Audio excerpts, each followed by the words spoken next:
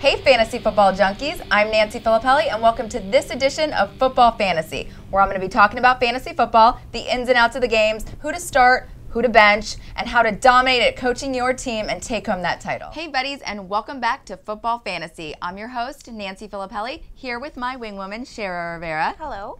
And today we're going to talk Week 6, who to start, who to sit, the major players who are injured, our Talkopolis Titans League, and we have a special guest, Will Witherspoon, linebacker for the Titans, is stopping by the second half of the show. So excited. So let's jump right into things. Let's talk about who to start and who to bench. Quarterbacks start Andrew Luck, Indianapolis Colts, at the New York Jets. Luck has thrown for over 300 yards in 3 of his 4 games. With a matchup against the Jets defense on the decline, he has a sure start this week, period. Sit Green Bay Packers running backs at Houston. Do we really need to explain this? If you've been watching football, you know what Houston is doing, right? Right. J.J. Watt will eat you for breakfast. Hey everybody, and welcome back to Football Fantasy. I have my dear friend, the wonderful Will Witherspoon, on the show today. Welcome. Thanks. Linebacker for the Tennessee Titans. Great game last night. Oh, definitely a great game. Definitely a great game. Well-needed win. Definitely. A well-needed win, and I think a win that happened the way we needed it to. You know, you got to see production from all sides. You got to see, plays made when they needed to happen. That's what it was all about. What were the big key plays in last night's game? Well, I think, really, Tim's punt block. I mean, T-Shaw blocking that punt at that point in time. Can I tell everybody about our pumpkin carving party that we had? A little bit about the pumpkin carving party. Just the carving pumpkin part of it. We had a pumpkin carving party last year at my house, and me and Will and Tim and our girlfriend Jennifer Wayne, who was supposed to be on the show the other day and was stuck in the studio. Yeah, we'll get her. But we'll get her, that's for sure. But we carved pumpkins, and of course mine was the greatest. Whoa. I interviewed you on the red carpet for the Footloose premiere. Remember that? Oh, yes. That was a great interview, and I'm so sad because they never gave me any of the footage. And I was devastated, to say the least. I wanted to see the footage. That was a great interview. It was so fun. She was trying to get me to sing on camera, by the way. that was the key moment there. We actually were dancing down the red carpet at that point in time, and it was just a little hilarious. Did we reenact it? No. Not right now. It's a little too early in the day. I am obsessed with it, and Many are. We've got to watch her. She's handicapping now. Yeah, I am. I'm pulling in my inside tracks.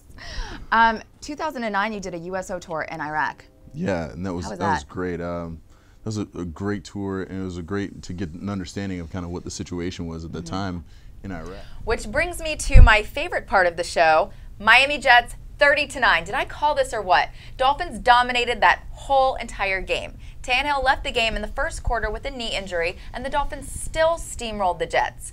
Matt Moore led the Dolphins offense from there, but he didn't need much help or much to do thanks to the Miami Dolphins defense and special teams. Miami blocked a punt and returned it for a touchdown and blocked a field goal as the Dolphins jumped out to a 20-0 lead at halftime, continually breaking the Jets' offense while Mark Sanchez pulled down his pants and went to the bathroom on the field. Whoa. I know, as frustrated fans chanted Tebow throughout the game. Happy kid right here. So this is the Jets. This is my prop that I brought into the show today. This is the Jets, and this is what the Dolphins did to the Jets. Right? You know what I like to do? I like to pretend that this is Nancy and just. That's nice. You guys, good luck at your games too next week. You're gonna need it. Send your dares. Oh yeah, text us and tweet us and Instagram us and all that jazz. And we just posted a picture on Facebook of me and Shara. Me and Cute Pants. Me and Shara at Facebook and Instagram, and I also put it on my Twitter. Leave us your comments and questions, and we'll answer them next week. Thanks for watching. I do the same thing. You're fat Marlon Brando? I am Marlon Brando. Is that your alias? I hate to say it, but then again, my bench is so stacked, like my solid team, that I can't help but leave fantasy points on my bench. I am that good. Next question. So I don't know if you helped him. But I didn't. Let's actually talk about Fat Brando. Okay. Here's what I would do, Fat Brando. I would definitely, like I said from day one, fantasy football is a game of skill. You got to do your homework. You have to do the research. You have to put the time in. Go see who your quarterbacks are starting against. Look at their defense. Like we had been talking about, if they allow a bunch of yards in the air, then your quarterback might score. So start that quarterback. Look at the defenses, who the people are playing is all I can really tell you. I mean, doesn't that make sense? Pay attention. What am I here for? I mean, I got 2 teams that I have to worry about. Pigskin Pussycats. Pigskin Pussycats and Burt Reynolds. And Sacks in the City. Sacks in the City. Up with all of them. I know. They have a lot of nerve asking me what to do when I have 2 teams to worry about my damn self. You can't worry about that, Brando. It's ridiculous. Okay. GB Williams also asked, Des Bryant has dropped more balls than Dick Clark.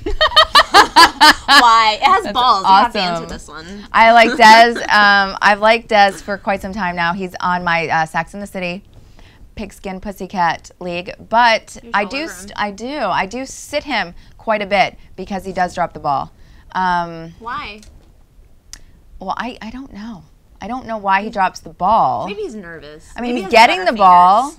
He's getting the ball. What he should do is get some of that. He's thinking about you. That's why. He is thinking about me. Nancy. What happened was when I used to do Hawaiian Tropic. You did? Were you Miss Hawaiian Tropic? I did. I was Miss Palm Beach, and I went to Hawaii and went to Vegas and the internationals and the nationals and all that stuff. Displayed here. Well. Next week, I will. I'll have my trophies and I'll wear my sash and everything. The other shows are decorating the desk. We need to get up on this. As I was saying, back to Hawaiian Tropic. Yes.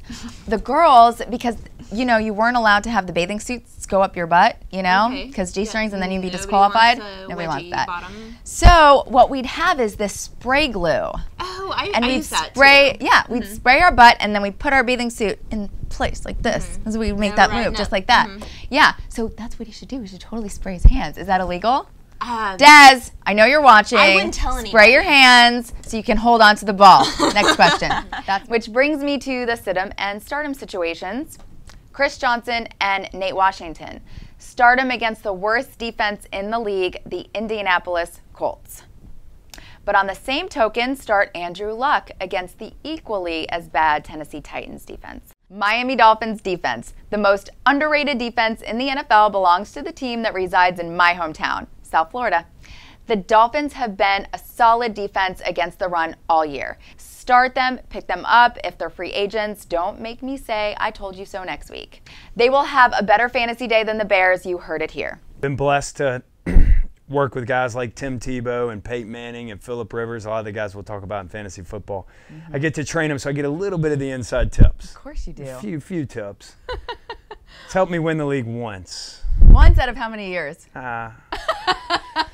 It's kind of bad, but 7. 1 out of 7. But I'll take it. I made playoffs plenty of time. All right, me too. So Will and I, we don't play anymore.